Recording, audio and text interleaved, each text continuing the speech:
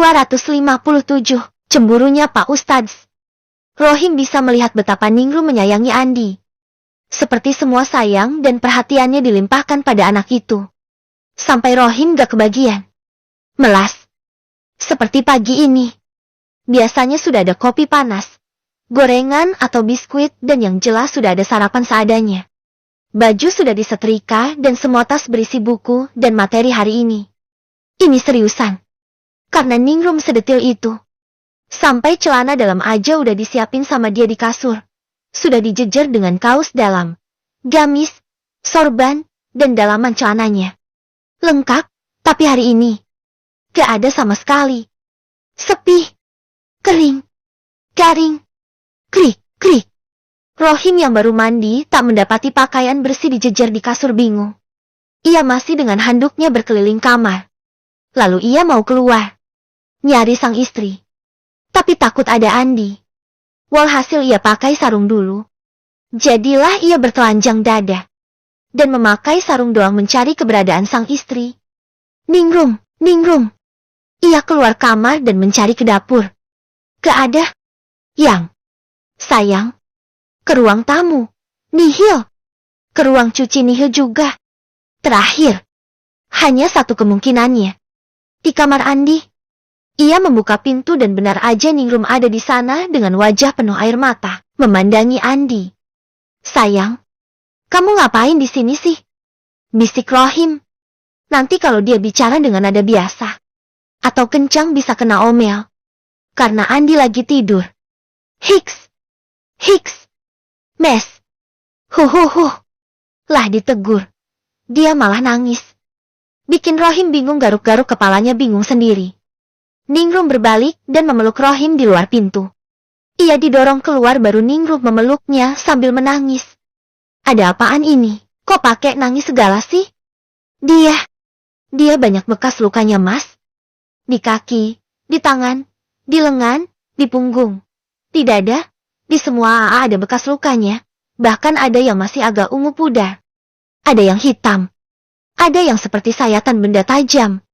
Mas, dia diapain aja sih sama orang tuanya? Kok bisa begitu? Huhuhu. Lagi. Ningrum banjir air mata di dada Rohim. Rohim hanya mendongak. Memutar matanya. Hal ini sudah lama diketahui. Tapi kenapa nangisnya baru sekarang?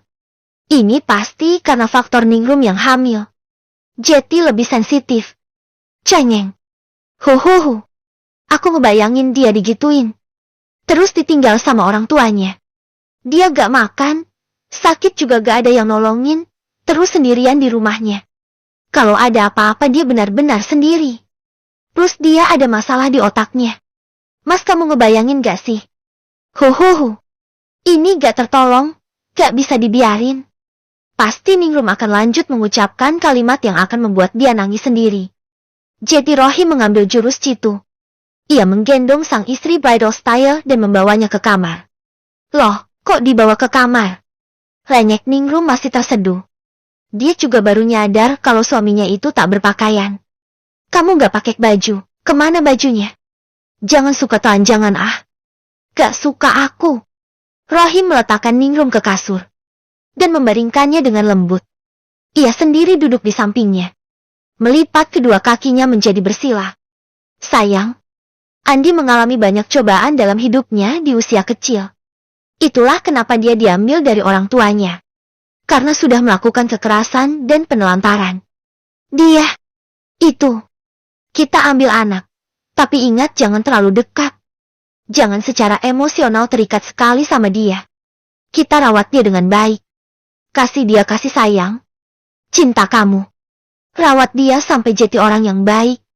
Sekolahkan dia. Tapi kamu jangan berharap lebih. Dia bukan anak kamu. Bukan anak kandung kamu. Dia batal wudhu loh sama kamu. Kalau sekarang kamu gendong-gendong, kamu cium-cium gak apa. Tapi nanti, gak boleh loh. Lagi, rasanya Rohim sudah bicara mengenai hal ini berulang kali. Ia tak bosan mengulang hal ini. Agar Ningrum tidak terlalu attached dengan Andi. Bukannya dijawab. Ningrum malah memukul pelan dada Rohim. Aku tahu. Tapi apa aku gak boleh menikmati momen ini? Dia juga mau aku berikan semua kasih sayang yang layak ia dapat dari kecil. Aku mau ngejamak semua kasih sayang itu buat dia. Kasihan dia, Mes. Ya emang kasihan. Aku juga kasihan sama dia. Aku hanya ngingetin kamu. Jangan berlebihan. Kamu lagi hamil juga. Jangan terlalu berlebihan nangisin dia. Nanti kamunya sakit. Iya. Terus? Apa kabar sama baju aku? Masa aku gak dikasih baju? Tanya Rohim kini berdiri. Mempertontonkan tubuhnya yang setengah telanjang. Ningrum hanya menatap pria itu dari atas ke bawah. Terus? Kan ada baju di lemari. Tanya Ningrum sambil melihat dada Rohim yang tak berbusana. Kenapa begitu menggoda? Ah ya, lupa. Selalu masalahnya seperti ini. Dia badannya jadi jelek karena hamil. Para suami badannya malah makin bagus. Bikin insecure aja. Masa gak disiapin? Biasanya kamu jeje. Udah rapi dan wangi. Aku ini sempak aja belum make. Nih, mau lihat? Ancam Rohim. Gak usah, ya ambil aja sih. Sempak doang. Kan kamu tahu tempatnya di mana aja. Itu gamisnya masih ada satu. Nanti aku cuciin satu. Sisanya aku bawa ke laundry. Baju lainnya juga. Aku sisain. Soalnya di laundry paling cepat 2 hari. Kalau dibuat sehari semua. Mahal. Jelas Ningrum kini sudah reda tangisnya. Ia sudah kembali menjadi Ningrum yang biasa. Yang. Aku loh, kan minta diperhatiin juga. Kamu jangan ke Andi terus kenapa? Ya. Pintar Rohim. Masa kamu cemburu sama anak kecil? Gak malu sama umur apa?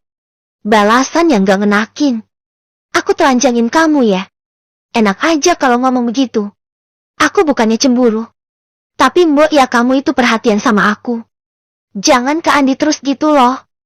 Iya. Tapi aku udah kesal duluan. Buka bajunya. Ucap Rohim gak mau tahu. Ia main buka saja resleting baju perempuan itu. Dan tak banyak babi bu membuka semua dalamannya juga. Ish. Kamu kan harus ngajar mas. Tanggung aku belum pakai baju. Sekalian aja. Ningrum menepuk dadanya. Membuat Rohim membeku dan diam di posisinya yang sudah sangat menggoda. Udah tinggal masukin. Jelek kelar urusan. Kamu ada kelas dalam 10 menit. Dan kamu gak mungkin bisa selesai dalam waktu itu. Abis waktu kamu sayang. Ucapnya pelan. Tapi aku mau. Ini udah tegang mau diapain? Masa aku ngajar dalam kondisi begini?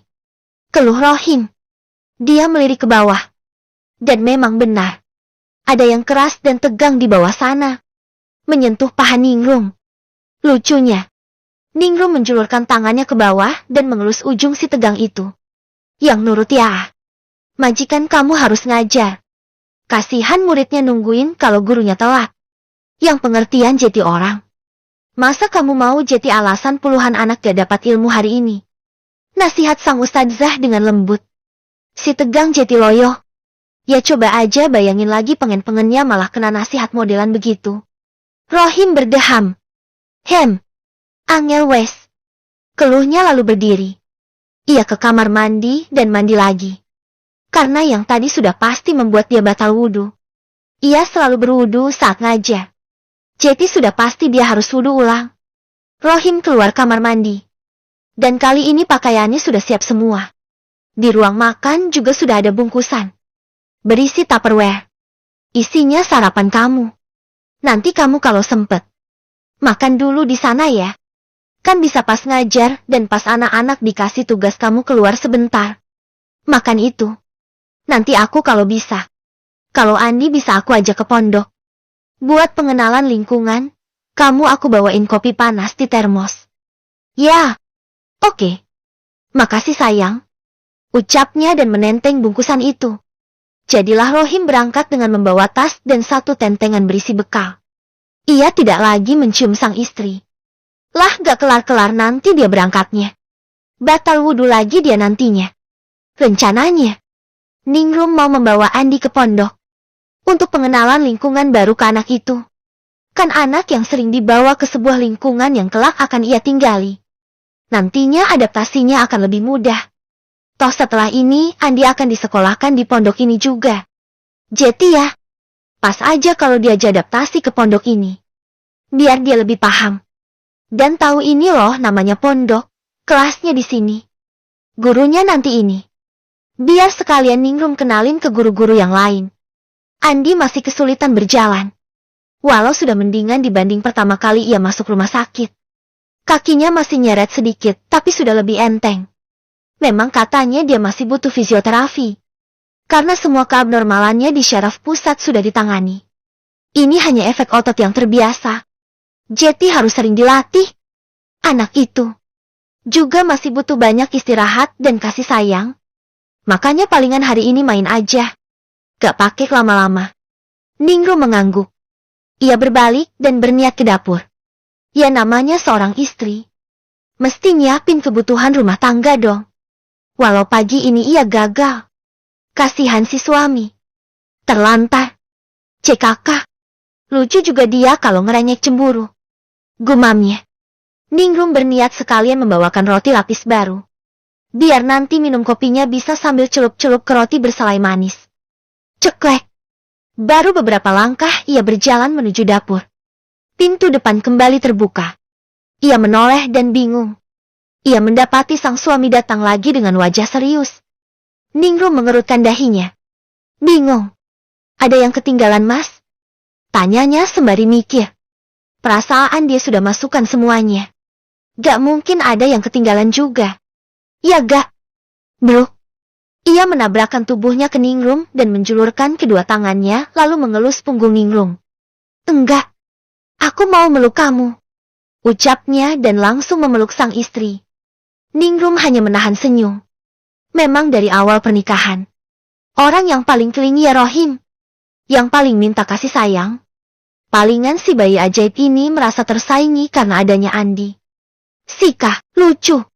Apa jadinya nanti kalau dia sudah lahiran? Ada 2 anak yang akan diperhatikan Ningrum. Apa gak tambah cemburu orang ini nanti? Puk. Ya. Nanti aku ke pondok ya. Pak Ustadz. Udah ditunggu muridnya tuh di kelas. Kasihan mereka. Mau menuntut ilmu malah ustadznya peluk-pelukan di sini. Goda Ningrum. Aku kangen banget ayame kamu. Kenapa ya? Rasanya pengen makan kamu aja. Bisa dimakan gak sih? Gumam Rohim lebih ke dirinya sendiri. Tentu Ningrum hanya terkekeh mendengarnya. Kok bisa dia malah berjodoh sama pria lebih muda yang suka dimanja ini? Kan lucu. Tapi kalau sedang ada hal yang gawat darurat, ia juga yang paling sigap. Hehehe, kamu kok manja sih? Tumben. Kang Yen. Hehe. Nanti aku kesana kok. Udah ngajar dulu. Biar gak telat ya. Cium dulu.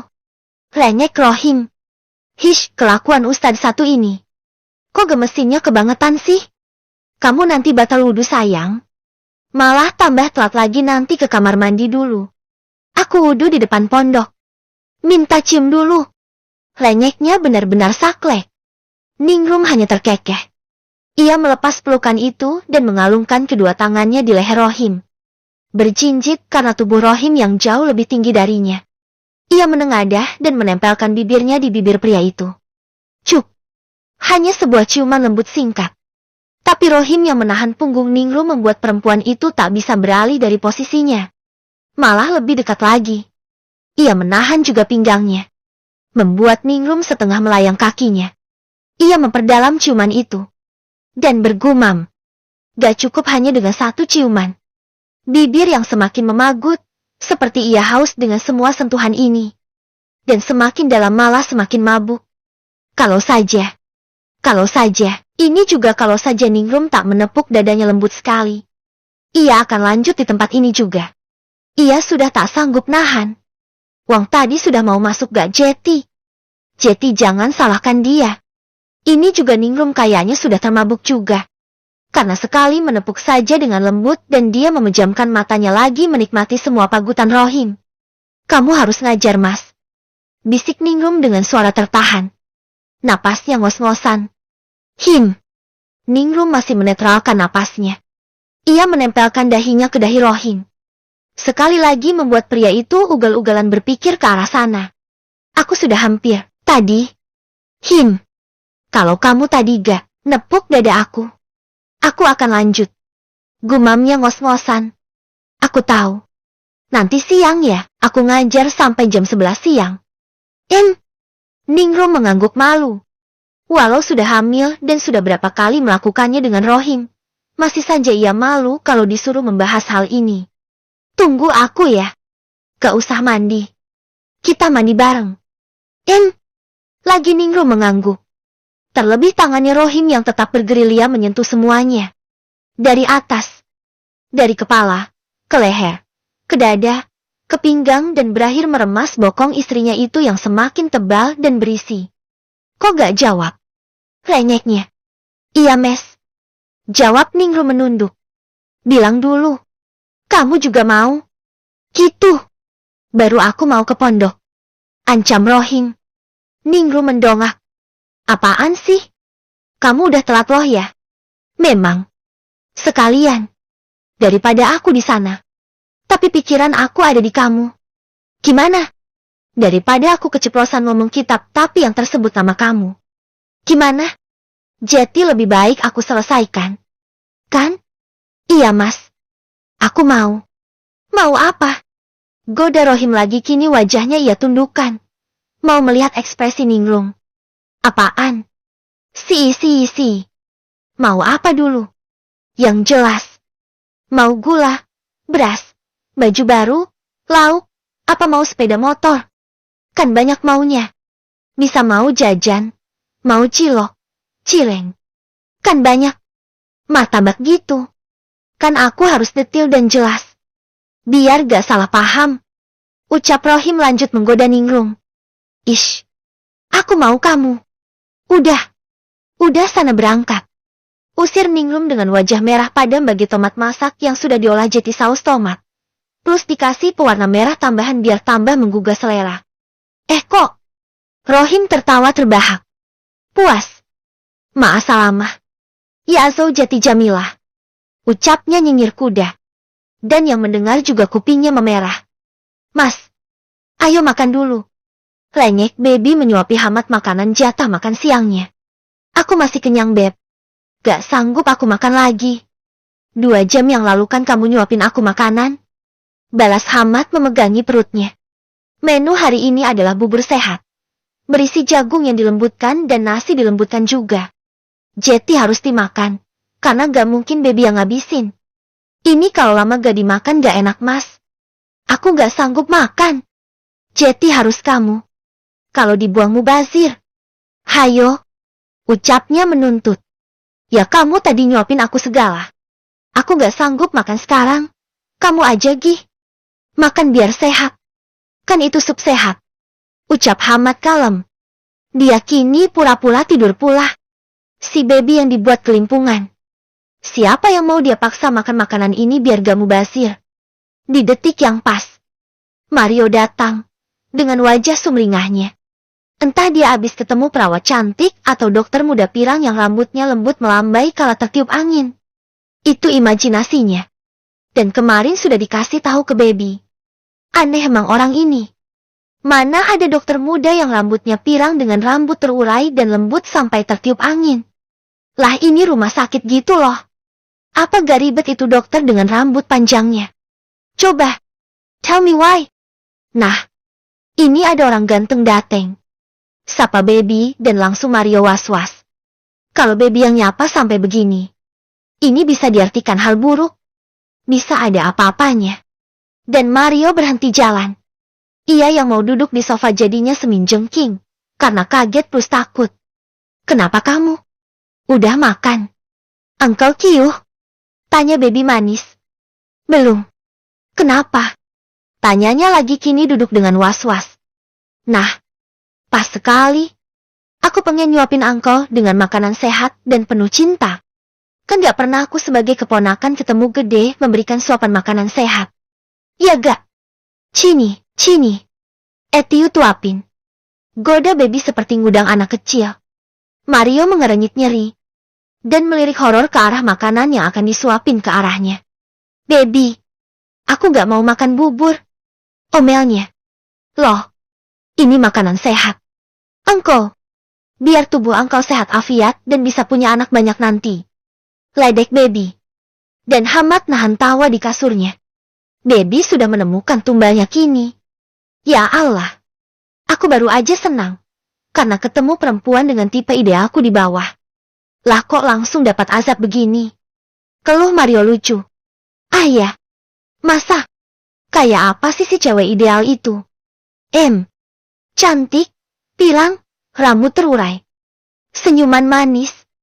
Ah, mana main? Macam akulah cantik. Pakai gamis, pakai kerudung, berpenampilan sederhana. Dan tanpa makeup. Inilah patut dibilang cantik, kalau cantik pakai makeup. Nanti dempulan, cam mana angkol? Ayo, Ia menyuapi Mario dan terpaksa pria itu mangap juga. Ia menelan sambil mengerenyit. Gak ada rasanya.